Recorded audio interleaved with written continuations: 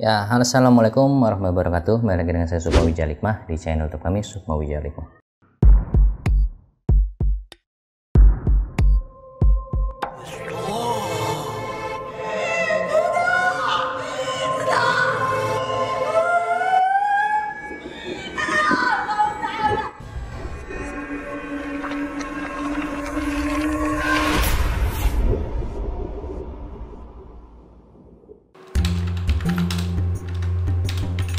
Ki, jadi Jumatan gak Ki?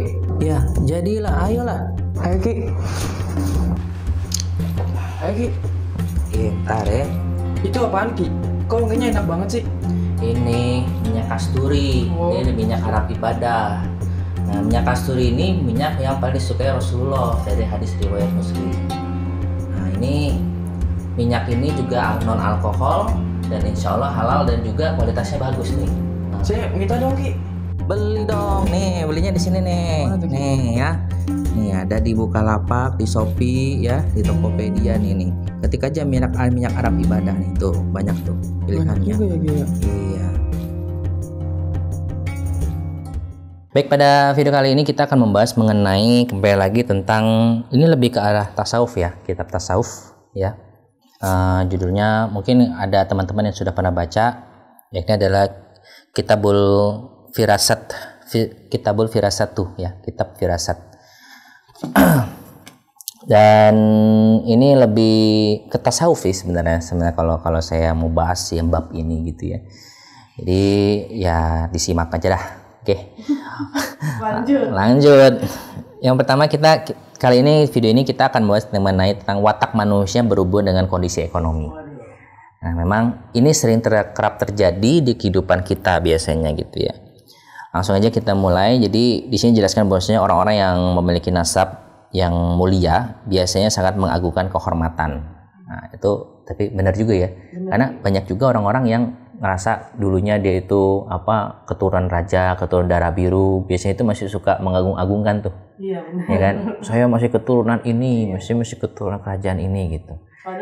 Padahal udah nggak kepake sih sebenarnya. Ya nasab ente itu tidak membuat ente menjadi lebih mulia juga untuk sekarang. Karena udah beda zaman sih. Itu hanya sebagai kalau kita kenangan yang terindah. Dalam berbagai hal, mereka banyak mengikuti tradisi para pendahulu mereka. Iya benar ya. Jadi kalau orang-orang yang mempercayai atau orang-orang yang masih ada keturunan nasabnya seperti darah biru, itu mereka masih ikutin tradisi biasanya, tradisi leluhur mereka, raja-raja zaman dulu gitu. Dari bagaimana mereka bersikap, bagaimana mereka kadang-kadang minum teh, makan gitu ya. Ya itu seperti itu. Aku sih. Memang kadang-kadang memang agak sedikit ngerasa gue beda sama yang lain gitu ya. Gitu. Tapi nggak boleh ya kayak gitu ya, guys, nggak boleh. Semua itu di mata Allah sama gitu. Setiap kita punya Nur Muhammad sama semuanya. Dalam anggapan mereka, sebuah anggapan yang salah kaprah. Semakin lama usia sebuah tradisi, semakin baik dan sempurnalah tradisi itu. Itulah sebabnya mereka suka menganggulkan diri di depan orang banyak yang bersikap jemawa. Ini nggak salah sih, benar. Iya. Ya, setuju ya. Ya. Tapi bukannya saya memusuhi mereka, tidak. Saya tetap menghargai mereka. Saya juga tetap menghargai nasab mereka, nasab para orang-orang keturunan darah biru. Ya saya juga ada keturunan juga, tapi nggak perlu disebutkan lah gitu. Ya itu hanya sebagai cerita dan sekedar tahu ya sudah. Tetap saya belajar spiritual, tetap harus tirakat, tetap harus belajar. Kalau saya juga hidup untuk bertahan hidup juga tetap harus kerja, cari uang ya, banting tulang dibanting-banting. Oke, kebiasaan mereka mengagungkan diri di hadapan orang dan kebiasaan mengikuti akhlak mulia para leluhur terkadang mendorong mereka memiliki sikap bijaksana. Ya nggak salah juga sih, kadang-kadang mereka kata-katanya bijaksana juga gitu. Karena banyak ajaran-ajaran dari tradisi leluhur mereka yang diwariskan ke mereka, kadang-kadang mereka juga ada bijaksananya. Cuman kadang-kadang sifat jamawanya agak sedikit tinggi. Iya. Namun banyak di antara mereka yang kemudian mengabaikan semua warisan mulia itu. Kondisi itu terjadi karena kesombongan dan sikap gemar mengagulkan diri di hadapan orang kebanyakan. Mereka pun menjadi pribadi yang tidak suka bersusah payah belajar, mempelajari adab, dan juga tidak suka mempelajari berbagai hal yang bermanfaat yang dapat memperbaiki beragam hal penting dalam kehidupan. Ini benar ya? Benar. Berarti ya kata-katanya benar. Ini sindiran atau apa nih? Itulah sebabnya pada akhirnya mereka menjadi orang-orang yang lemah dan melarat. Wih, dari hati tuh. Nah, iya ya. Tapi benar loh. Saya bukan mengatakan semua, tetapi memang beberapa orang-orang yang seperti ini karena mereka tidak mau mengikuti perkembangan zaman, mereka tidak mau belajar karena merasa mereka itu adalah keturunan gitu, keturunan orang-orang hebat atau keturunan orang kaya atau keturunan orang bermulia gitu, penerima martabat pangkat derajat tinggi. Sehingga ada rasa itulah mereka tidak mau berbaur dengan masyarakat zaman sekarang gitu, dan mereka nggak mau belajar sama anak-anak muda.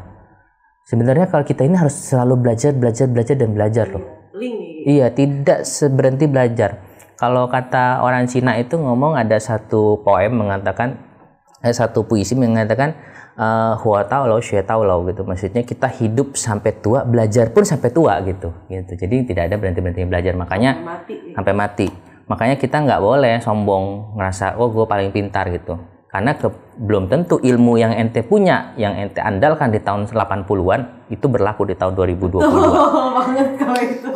Ya. 100. Iya, tahun 2000 misalkan tahun 1800-an, 1980-an ya. Mungkin kalian dengan sifat berdagang buka toko ya laku gitu. Tapi zaman sekarang buka toko ya susah, semua udah online semua. Semua udah online semua sekarang. Sekarang males orang ke toko, ngapain, langsung aja online kan gitu. Nggak jalan nih. Jadi kalau misalkan kayak orang-orang dulu yang mungkin dia tokonya rame, sekarang diwariskan ke anaknya. Tapi kalau anaknya nggak mau belajar, berkembang untuk itu masuk ke online, ya akan down usahanya. Gitu. Itu salah satu contoh aja gitu. Jadi jangan kita menyudutkan darah biru, kadang-kadang kita ke rakyat juga dong gitu. Ya. Akhlak dan perilaku orang kaya ialah sebagai berikut. Biasanya ada di sini diceraskan ada 5. Yang pertama, orang-orang yang kaya memiliki kebiasaan ingin menguasai orang banyak, menganggap remeh kaum jelata, dan meyakini bahwa merekalah orang-orang terbaik karena mereka mampu meraih segala bentuk kebaikan.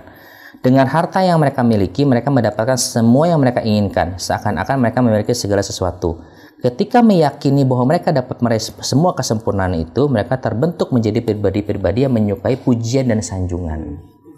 Nah, benar ya Put ya? Agree. Kayaknya lo ada sedikit sakit hati dengan orang-orang kaya gitu. Dikit. Pernah punya mantan? Gitu. Bukan mantan. Atau gimana? Iya, gitu pokoknya. Atau pernah punya bos yang kayak gitu? Hah? Iya. Teman.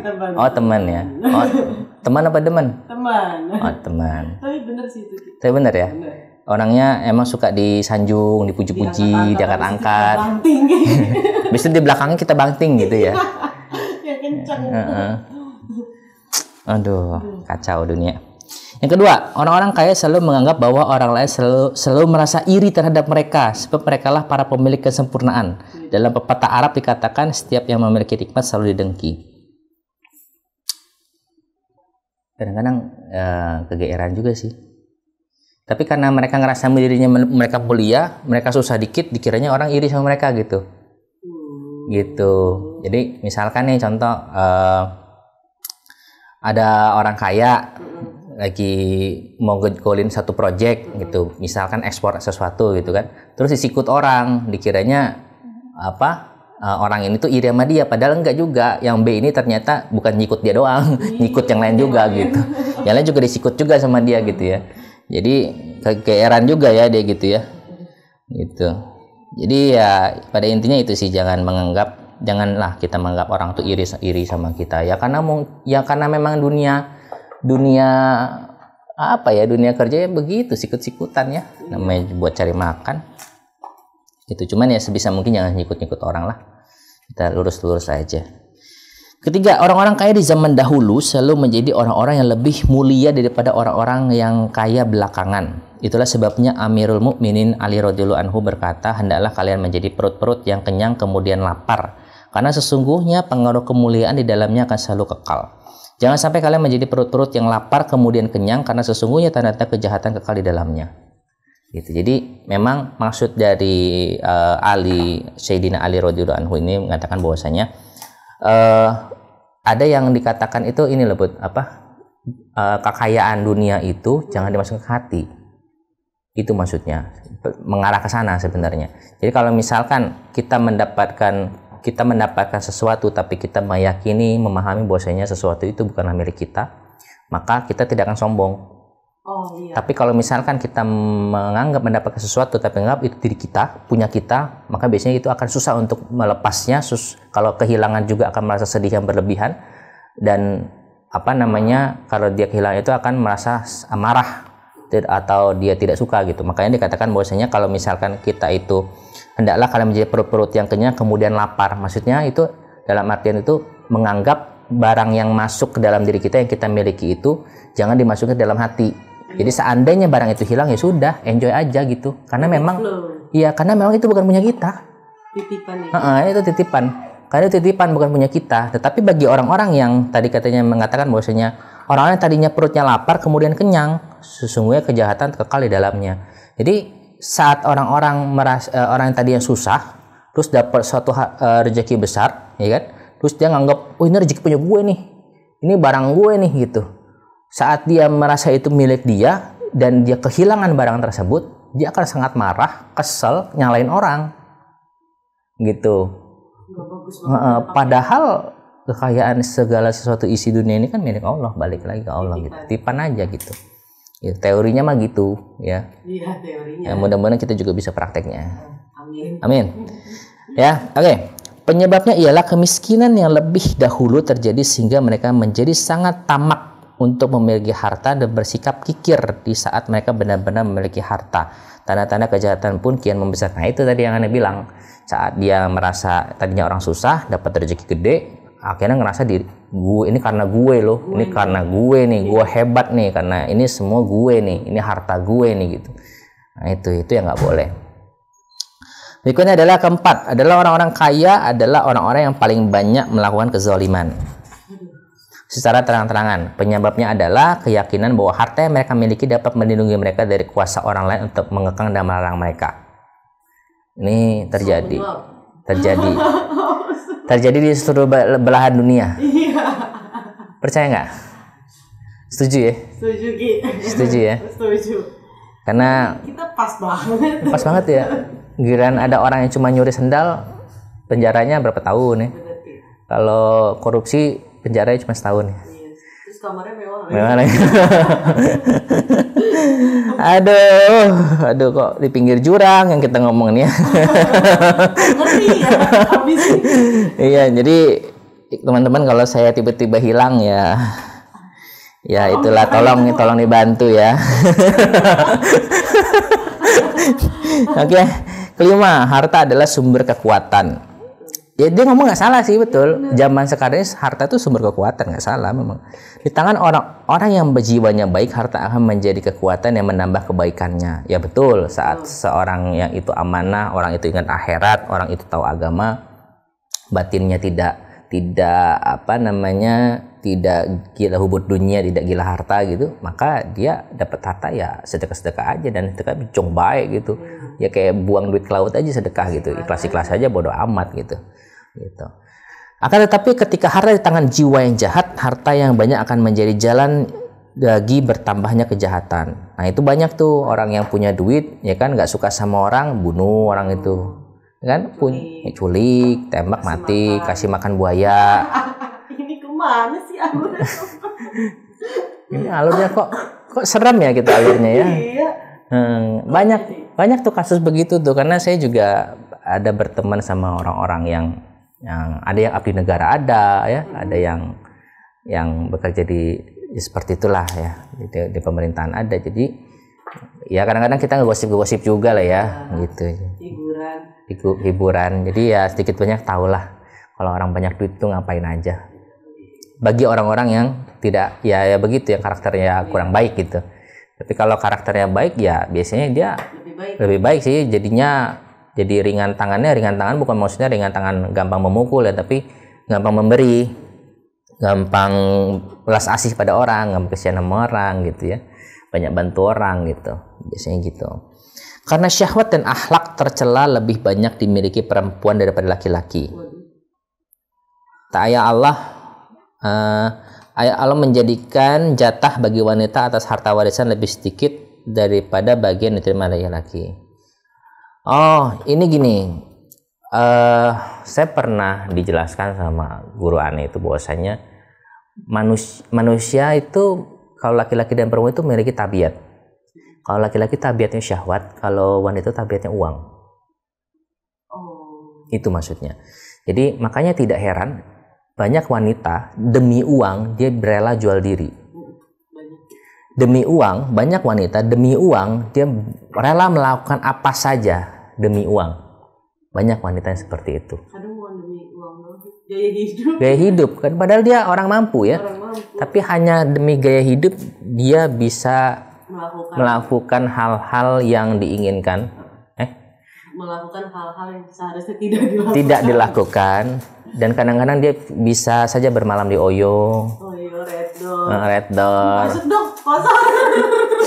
Dan tiba-tiba karena untuk beli tas Channel dia tiba-tiba aja bisa nginep di Ritz Carlton, ya kan? Nah, gitu ya. Nah, tapi kalau laki-laki beda. Karena hanya untuk membuang lendir-lendir putih, dia bisa mengeluarkan berapapun dan apapun dia lakukan. Oh, jadi perbedaannya cewek itu mencari, laki-laki itu mengeluarkan gitu ya? Ya makanya kan ada di TikTok kan lagi banyak pepatah ngomong gini, kalau laki-laki punya banyak duit, dia membutuhkan banyak wanita, ya dia bisa mendapatkan banyak wanita. Kalau wanita punya banyak duit, dia tidak membutuhkan satupun laki-laki. Oh iya benar. Iya kan? Benar nggak? Cocok. Cocok lagi ya. Cocok. Saya kalau nggak salah, Anda pernah nonton di TikTok tadi yang ngomong gitu.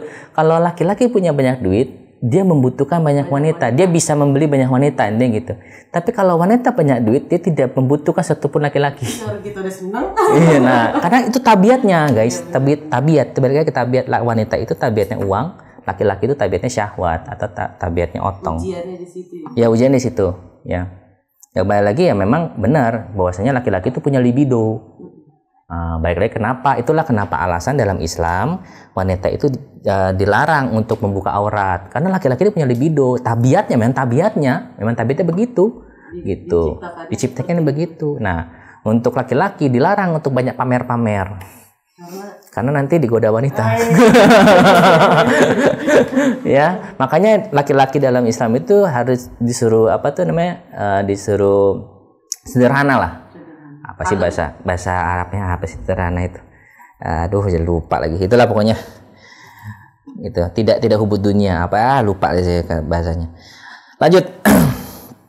Orang-orang yang hidup senang dan berkelimpahan harta biasanya memilih akhlak gemar menikmati berbagai macam kesenangan. Memiliki tingkat kepedulian yang rendah, sangat mencintai Allah dan selalu bergantung kepadanya serta selalu bertawakal.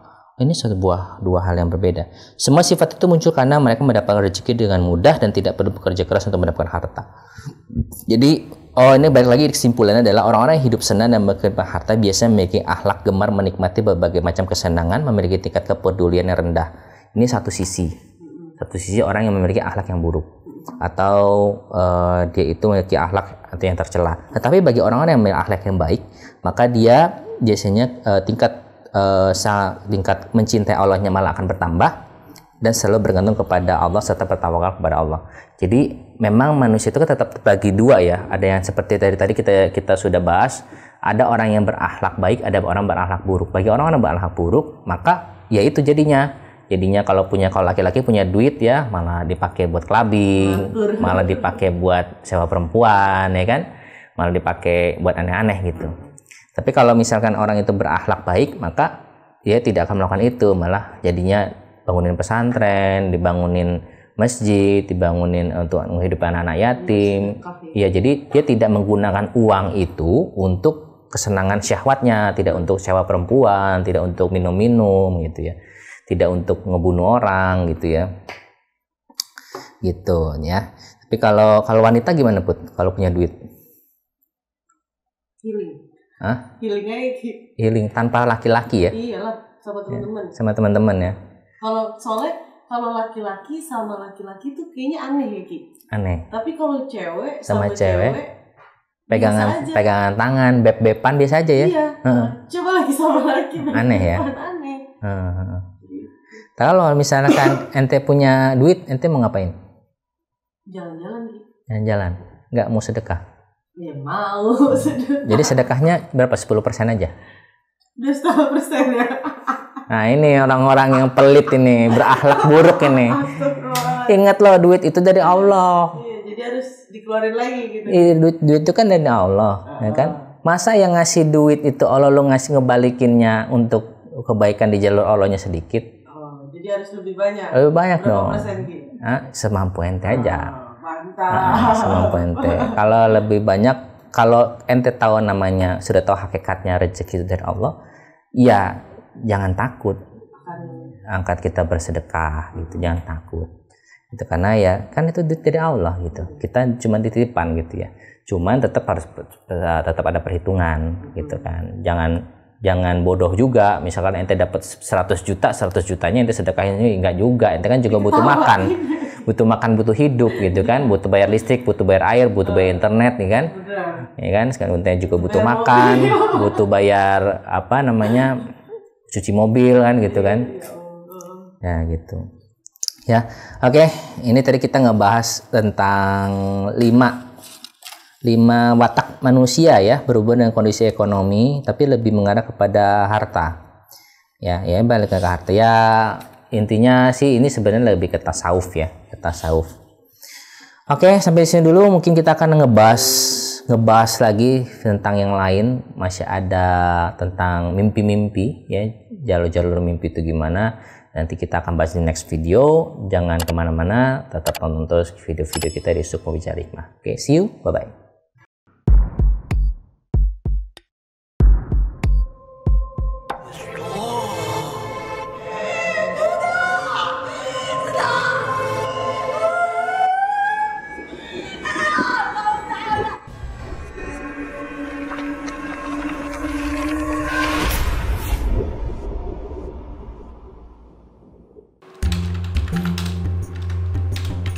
Ki, jadi Jumatan gak Ki? Ya, jadilah, ayolah. Ayo Ki.